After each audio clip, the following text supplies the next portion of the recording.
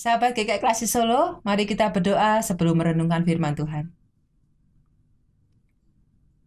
Tuhan, saat ini kami ingin merenungkan firman-Mu. Buatlah kami mengerti, supaya hidup kami semakin sesuai dengan kehendak-Mu. Amin. Firman Tuhan akan kita renungkan dari kitab Kejadian, pasal 3, ayat 11-13. Firman-Nya, siapakah yang memberitahukan kepadamu bahwa engkau telanjang? Apakah engkau makan dari buah pohon yang kularang engkau makan itu?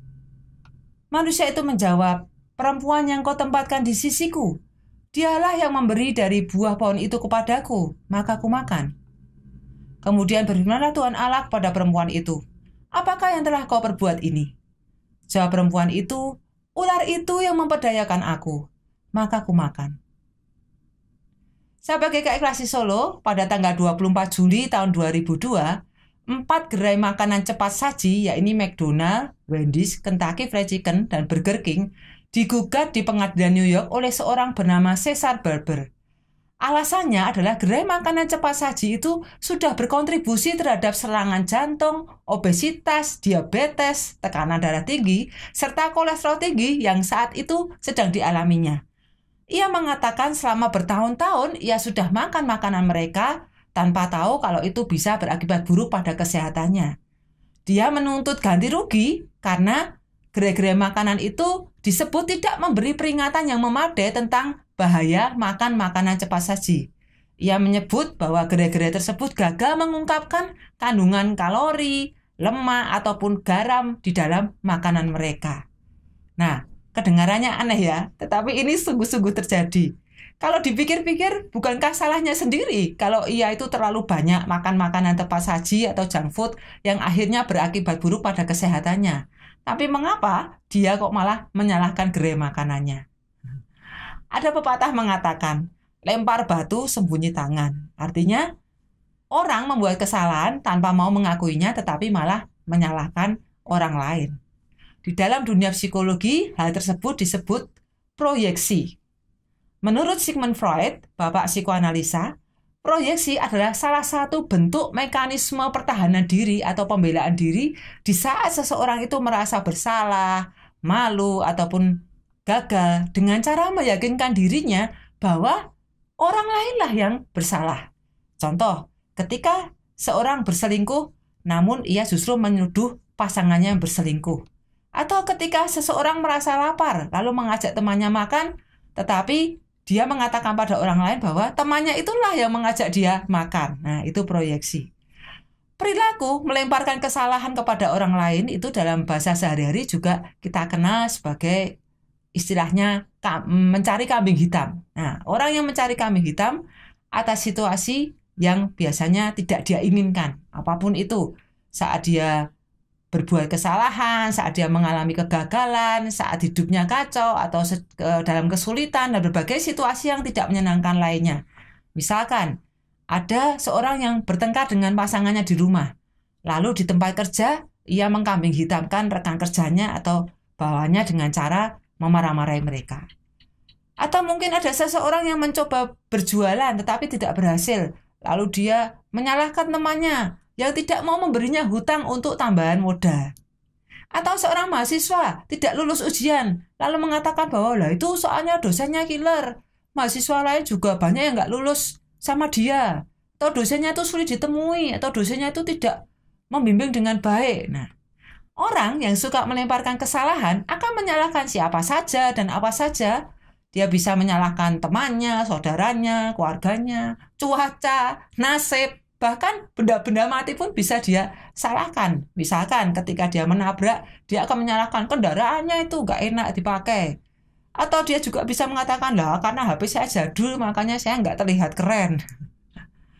Nah, mengapa perilaku mencari kambing hitam ini bisa muncul? Firman Tuhan hari ini menjelaskan pada kita bahwa itu karena tabiat dosa yang ada di dalam diri kita. Setelah Adam dan Hawa berdosa, Allah bertanya kepada Adam, apakah dia memakan buah yang dilarang Tuhan? Tetapi Adam bukannya menjawab iya, malah menyalahkan Hawa dengan mengatakan, perempuan yang kau tempatkan di sisiku ini yang memberiku buah itu, makanya aku makan. Dengan begitu sebenarnya Adam juga menyalahkan Allah, karena Allah lah yang menempatkan Hawa di sisinya. Hawa pun juga sama, ketika Allah bertanya, apakah yang sudah engkau perbuat ini? Dia tidak mengakui bahwa dia sudah makan buah larangan, tetapi dia malah melemparkan kesalahan kepada ular yang sudah memperdayanya sehingga ia makan. Nah, meskipun ini adalah tabiat dosa kita sebagai manusia, apakah kita tidak bisa menghindarinya? Ya, seharusnya bisa. Karena keputusan untuk menyatakan ya atau tidak pada dosa itu kan ada di tangan kita. Hawa sebenarnya bisa menolak bujukan ular. Adam seharusnya juga bisa menolak tawaran Hawa, bahkan dia bisa memperingatkannya sebelum Hawa itu memakan buah itu. Masalahnya, kita manusia ini lebih suka mendengarkan bujukan dosa daripada mendengarkan Allah. Nah, setelah tahu akibatnya tidak menyenangkan, maka mereka kemudian saling melemparkan kesalahan. Perilaku melemparkan kesalahan ini sayangnya juga tanpa sadar diajarkan oleh orang-orang dewasa kepada anak-anak. Makanya perilaku melempar kesalahan itu terus ada. Suatu hari ini kami punya pengalaman. Anak kami Pandu ketika masih berusia 2 tahun, dia terjatuh saat sedang berlari-lari di dalam rumah. Dia menangis karena kakinya terbentur lantai. Melihat itu langsung asisten rumah tangga kami menghampirinya dan menghiburnya dengan mengatakan, cup, udah ya nangisnya. Lantainya ini memang nakal. Nah, dia menyalahkan lantainya sambil tangannya memukul-mukul lantai. Ketika saya ada di dekat situ waktu itu, saya mendengar, waduh, nggak bener ini. Langsung saya menghampiri anak saya dan saya mengatakan, lain kali kamu harus hati-hati. Lari-lari boleh, tapi harus hati-hati ya. Sebab kalau tergesa-gesa, ya bisa jatuh seperti tadi. Apalagi kalau lantainya licin, habis dipel, nah itu lebih harus hati-hati lagi. Karena bisa kepleset, bisa jatuh. Lantainya nggak nakal kok, saya bilang gitu.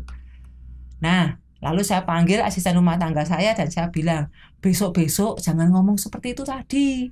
Nanti anaknya tidak belajar bahwa dia itu yang harus berhati-hati. Atau kalau dia salah, ya dia harus belajar bahwa dia itu memang salah. Atau mungkin kita yang harus mengakui kesalahan karena mungkin tadi kita kurang menjaga dia sehingga tidak sadar, tahu-tahu dia udah jatuh. Kalau diperlakukan seperti itu terus, yang disalahkan lantainya atau barang-barangnya dari sekitarnya, nanti sampai besar dia akan terus menyalahkan orang lain atau situasi yang ada di sekitarnya atau apa saja yang ada di sekitarnya. Nah, perilaku mencari kambing hitam itu biasanya muncul mulai dari hal-hal yang nampaknya kecil atau sepele, namun tanpa sadar atau dengan sadar kita lakukan, orang-orang dewasa lakukan, sehingga itu kemudian disontoh oleh anak-anak. Sejak kecil mereka lalu sudah belajar untuk melemparkan kesalahan pada orang lain, mencari kambing hitam. Dalam kehidupan bermasyarakat kita juga kadang melihat hal-hal yang seperti itu, perilaku melemparkan kesalahan pada pihak lain. Misalnya, ketika atlet kita bertanding dengan atlet dari negara lain, lalu kalah, maka biasanya kita mendengar omongan-omongan seperti ini. Nah, wasitnya itu curang. Atau mungkin pemain kita sedang kurang fit karena habis sakit. Atau mungkin menyalahkan lawannya main curang. Nah, firman Tuhan hari ini berpesan pada kita, janganlah kita suka melemparkan kesalahan kepada orang lain. Mungkin kita ingin dipandang sebagai orang yang baik ketika kita melemparkan kesalahan pada orang lain. Tetapi ingat bahwa orang lain pada akhirnya tetap akan bisa melihat siapa sebenarnya yang salah. Ketika mereka tahu, justru orang akan berpandangan negatif dan menjauhi kita kalau kita itu suka melemparkan kesalahan.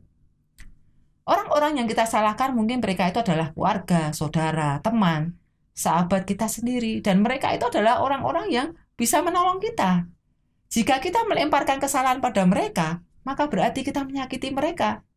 Jika mereka sakit hati, besok-besok kalau kita butuh bantuan mereka, bisa jadi mereka nggak mau menolong. Karena apa? Mereka takut sakit hati kalau berrelasi dengan kita.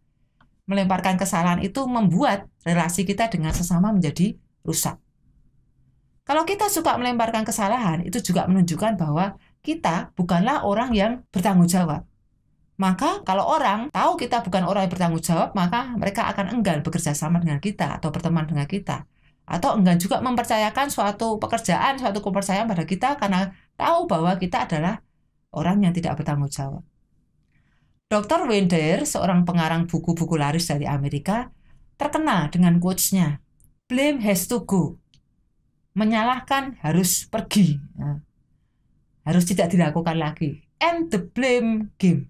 Akhiri atau hentikan permainan menyalahkan. Stop blaming other people. Berhenti menyalahkan orang lain. Dia mengatakan, menyalahkan itu hanya membuang-buang waktu. Tidak peduli berapa banyak kesalahan yang Anda temukan pada orang lain, dan tidak peduli seberapa banyak Anda menyalahkan orang lain, itu tidak akan mengubah diri Anda. Anda mungkin berhasil membuat orang lain merasa bersalah ketika menyalahkannya. Tetapi Anda tidak akan pernah berhasil mengubah apapun tentang diri Anda ketika Anda melemparkan kesalahan pada orang lain.